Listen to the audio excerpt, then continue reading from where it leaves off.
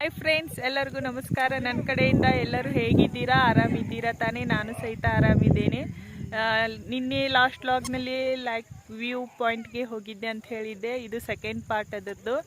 ಇಲ್ಲಿ ನಾವು ಅಲ್ಲಿ ಅಲ್ಲಿ ತೋರಿಸಿದ್ದೆ ನಾನು ನಿಮಗೆ, ಅದು ಪಾಯಿಂಟ್ ಹೇಗೆ ಕಾಣುತ್ತದೆ ಅಂತ. ಈಗ ನಾವು ಡೌನ್ ಬಂದಿದ್ದೇವೆ, ನೀರು ಕಡೆ ಬಂದಿದ್ದೇವೆ. ಸೊ ನೋಡಿ, ನೀರು ಈ ಟೈಪ್ ಇದೆ. ಇಲ್ಲಿ ಗಾರ್ಡನ್ ವಗೇರೆ ಎಲ್ಲ ಇದೆ. ಸೊ ಮಸ್ತ್ ಇದೆ ನೋಡಲಿಕ್ಕೆ, ನಿಮಗೆಲ್ಲ ಕಾಣಿಸ್ತಾ ಇರಬೇಕು. ಸೊ ಈಗ ನಾವು ಬಂದು ಬಾಳೋತಾಯಿತು, ಬಟ್ ಈಗ ಸ್ವಲ್ಪ ಕತ್ಲಾಗ್ತಾ ಇದೆ. ಸೊ ನೋಡಿ, ನಿತ್ವಿಕ್ ನೋಡಿ ಇವತ್ತು ಹೇಗೆ ಕಾಣ್ತಾ ಇದ್ದಾನೆ. ಹಾಯ್ ಹಾಯ್ ಹಾಯ್ ಮಾಡು.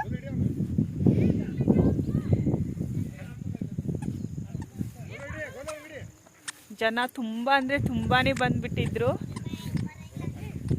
ನನಗೂ ನಂಬಕ್ಕಾಗ್ತಾ ಇಲ್ಲ ಇಲ್ಲಿ ಇಷ್ಟು ಜನ ಬಂದಿದ್ರು ಅಂತ. ಸೊ ನೀರು ಕಡೆ ಹೋಗೋಣ ಬನ್ನಿ. ಓಕೆ ಫ್ರೆಂಡ್ಸ್, ಈಗ ನಾವು ಕೆಳಗಡೆ ನೀರು ಕಡೆ ಹೋಗೋಣ. ಇಲ್ಲಿ ನೋಡಿ, ಕೃಷ್ಣ ಸಹಿತ ನಮಗೆ ಸಿಗ್ತಾ ಇದ್ದಾನೆ. ಕೃಷ್ಣಗೆ ಕಲ್ಲು ಅಂದರೆ ಭಾಳ ಇಷ್ಟ. ಯಾವಾಗ ನೋಡಿದ್ರು ಕಲ್ಲು ಜೊತೆ ಅವನು ಆಟ ಆಡ್ತಾ ಇರ್ತಾನೆ. ಪ್ರತಿ ಸಲ ಅವನ ಕೈಯಲ್ಲಿ ನಾವು ನೋಡಿದರೆ ಕಲ್ಲೇ ಇರುತ್ತದೆ. ಈಗ ನಿತಿಕಾ ಭಾಳ ಹಠ ಮಾಡ್ತಾ ಇದ್ದಾಳೆ. ಯಾಕಂದರೆ ಅವಳು ನೀರಿನಲ್ಲಿ ಇಳಿಬೇಕಂತೆ.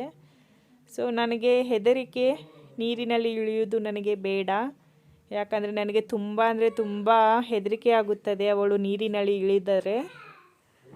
ಸೊ ಆದರೂ ಆಕಿ ಫೈನಲಿ ಅವ್ರ ಪಪ್ಪಾಗೆ ಹೇಳಿ ನಾನು ಇಳಿತೀನಿ ಅಂಥೇಳಿ ಹಠ ಮಾಡ್ತಾ ಇದ್ಲು. ಫೈನಲಿ ಅವಳು ಹಠ ಮಾಡೋದಕ್ಕೆ ಅವ್ರ ಪಪ್ಪ ಅವಳಿಗೆ ಕೆಳಗಡೆ ಇಳಿಸಿದ್ರು. ಸ್ವಲ್ಪ ಆಟ ಆಡಿದ್ಲು ನೀರಿನಲ್ಲಿ. ಮತ್ತು ನಾನು ಕಿರಿಚಿಲಕ್ಕೆ ಸ್ಟಾರ್ಟ್ ಮಾಡಿದೆ, ಬೇಡ ಕರ್ಕೋರಿ ಅಂತ. ಯಾಕಂದರೆ ಯಾವ ಸಂದರ್ಭದೊಳಗೆ ಏನಾಗುತ್ತದೆ ಗೊತ್ತಾಗಂಗಿಲ್ಲ.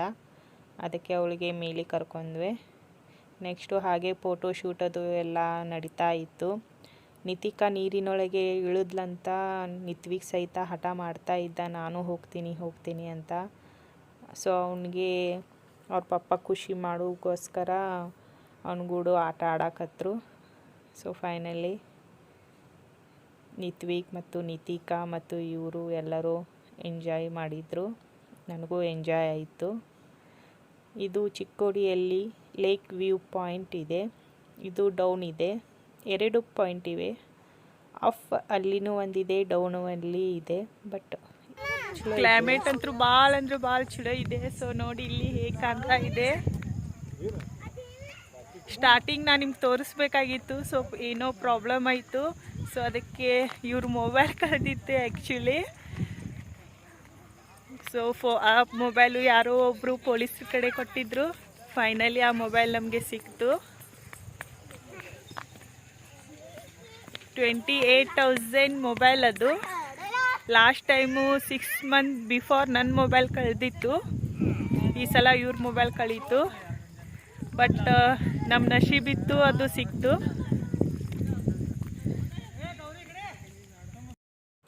ಫೈನಲಿ ನಾವೆಲ್ಲ ಎಂಜಾಯ್ ಮಾಡಿದ್ವಿ. ಈಗ ಭಾಳ ಕತ್ಲಾಗುವ ಹಾಗೂ ಕಾಣ್ತಾ ಇತ್ತು ನಮಗೆ. ಸೊ ಈಗ ಮನೆಗೆ ಹೋಗೋಣ ಅಂತ ನಾವೆಲ್ಲ ರೆಡಿ ಆದ್ವಿ. ಮೊಬೈಲ್ದು ಸಂಬಂಧ ನಮ್ಮದು ಮೂಡ್ ಸ್ವಲ್ಪ ಅಪ್ಸೆಟ್ ಆಗಿತ್ತು. ಯಾಕಂದರೆ ಬಂದಿಲ್ಲಿ ಎಂಜಾಯ್ ಮಾಡಬೇಕಂತ ಎಲ್ಲ ನಾನು ಲಾಗ್ ಮಾಡಬೇಕಂತ ಎಲ್ಲ ಆಸೆ ಇಟ್ಕೊಂಡಿದ್ದೆ. ಬಟ್ ಮೊಬೈಲ್ ಸಂಬಂಧ ಇವರು ಅಲ್ಲಿ ಹೋದರು. ನಾವು ಹುಡುಗರು ಕರ್ಕೊಂಡು ಅಲ್ಲೇ ಕುಂತಿದ್ವಿ.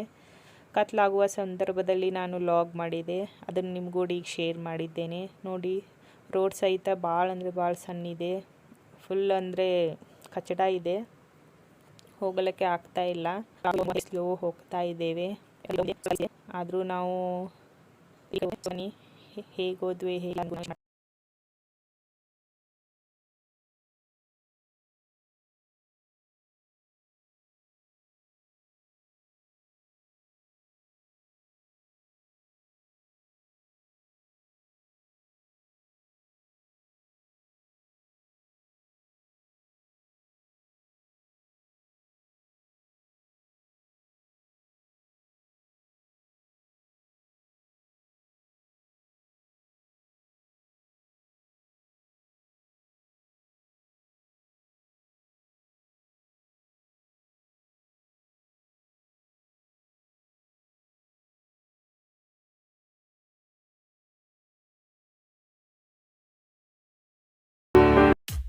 ಹಾಯ್ ಫ್ರೆಂಡ್ಸ್, ನಾನು ಇಲ್ಲಿ ನಿಮಗೆ ಮಿಲ್ಕ್ ಕಾಜು ಮಾಮಾ ಪೇಡೆ ಹೇಗೆ ಮಾಡೋದು ಅದನ್ನು ನಿಮಗೀಗ ಹೇಳಿಕೊಡ್ತೇನೆ.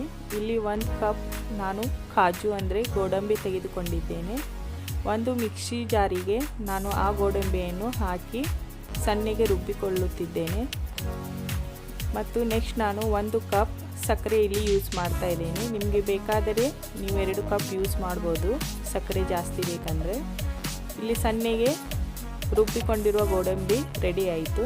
ನೆಕ್ಸ್ಟ್ ನಾನು ಇಲ್ಲಿ ಅದೇ ಜಾರಿಗೆ ಸಕ್ಕರೆ ಸಹಿತ ಹಾಕಿ ರುಬ್ಬಿಕೊಳ್ಳುತ್ತಾ ಇದ್ದೇನೆ. ಅದು ಸಹಿತ ಈ ರೀತಿ ಪೇಸ್ಟ್ ಆಗಬೇಕು. ನೆಕ್ಸ್ಟ್ ನಾನು ಇಲ್ಲಿ 1 ಕಪ್ ಮಿಲ್ಕ್ ಪೌಡರ್ ಸಹಿತ ಇಲ್ಲಿ ಯೂಸ್ ಮಾಡ್ತಾ ಇದ್ದೇನೆ. ಯಾಕಂದರೆ ಕ್ವಾಂಟಿಟಿ ಜಾಸ್ತಿ ಕಾಣಬೇಕಂದ್ರೆ ನಿಮಗೆ ಮಿಲ್ಕ್ ಪೌಡರ್ ಯೂಸ್ ಮಾಡೋದು ಅವಶ್ಯವಾಗಿದೆ. ಇಲ್ಲಿ ನೋಡಿ, ಒಂದು ಪಾತ್ರೆ ತೆಗೆದುಕೊಂಡಿದ್ದೇನೆ. ಆ ಪಾತ್ರೆ ಸ್ವಲ್ಪ ಬೆಚ್ಚಗೆ ಆದ ನಂತರ ನಾನು ಆ ಪಾತ್ರೆಯಲ್ಲಿ ಗೋಡಂಬಿ ಪೇಸ್ಟ್ ಮತ್ತು ಮಿಲ್ಕ್ ಪೌಡರ್ ಮತ್ತು ಸಕ್ಕರೆ ಇವು 3 ಸಹಿತ ಅದರಲ್ಲಿ ಹಾಕ್ತಾ ಇದ್ದೇನೆ.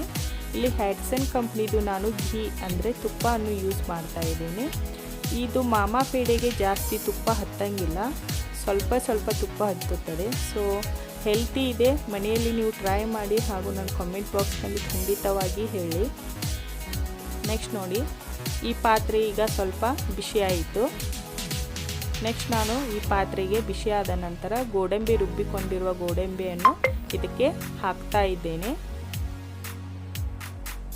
ಸೊ ಇದನ್ನು ಚೆನ್ನಾಗಿ ಫ್ರೈ ಮಾಡ್ಕೋಬೇಕು.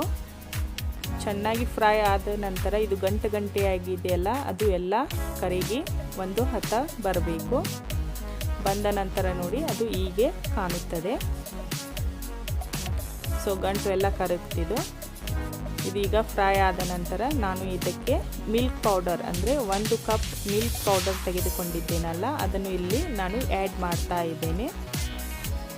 ಸೊ ಕ್ವಾಂಟಿಟಿ ಜಾಸ್ತಿ ಬೇಕಂದರೆ ನೀವು ಮಿಲ್ಕ್ ಪೌಡರ್ ಇಲ್ಲಿ ಯೂಸ್ ಮಾಡಬೇಕು, ಸ್ವಲ್ಪ ಜಾಸ್ತಿ ಆಗುತ್ತದೆ. ಸೊ ಇಲ್ಲಪ್ಪ ನಮಗೆ ಕ್ವಾಂಟಿಟಿ ಬೇಡ ಅಂದರೆ ಮಿಲ್ಕ್ ಪೌಡರ್ ಯೂಸ್ ಮಾಡೋದು ಅವಶ್ಯ ಇಲ್ಲ ನೀವು.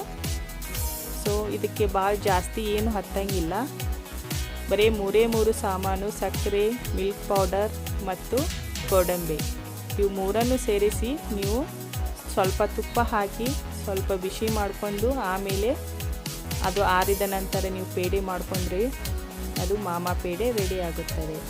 ಇದನ್ನು ಚೆನ್ನಾಗಿ ನಾವು ಫ್ರೈ ಮಾಡ್ಕೋಬೇಕು. ನೆಕ್ಸ್ಟ್ ಇದಕ್ಕೆ ಸಕ್ಕರೆಯನ್ನು ಹಾಕ್ತಾ ಇದ್ದೀನಿ ನಾನು ಇಲ್ಲಿ ರುಬ್ಬಿಕೊಂಡಿರುವುದು. ಈ ಸಕ್ಕರೆ ಹಾಕಿದ ನಂತರ ಇದನ್ನು ಸಹಿತ ನಾವು ಚೆನ್ನಾಗಿ ಫ್ರೈ ಮಾಡ್ಕೋಬೇಕು. ಇದನ್ನು ನೀವು ಚೆನ್ನಾಗಿ ಎಷ್ಟು ಫ್ರೈ ಮಾಡ್ಕೋತೀರಲ್ಲ ಅಷ್ಟು ಚೆನ್ನಾಗಿ ಇದು ಫ್ರೈ ಆಗಿ ಬರುತ್ತದೆ.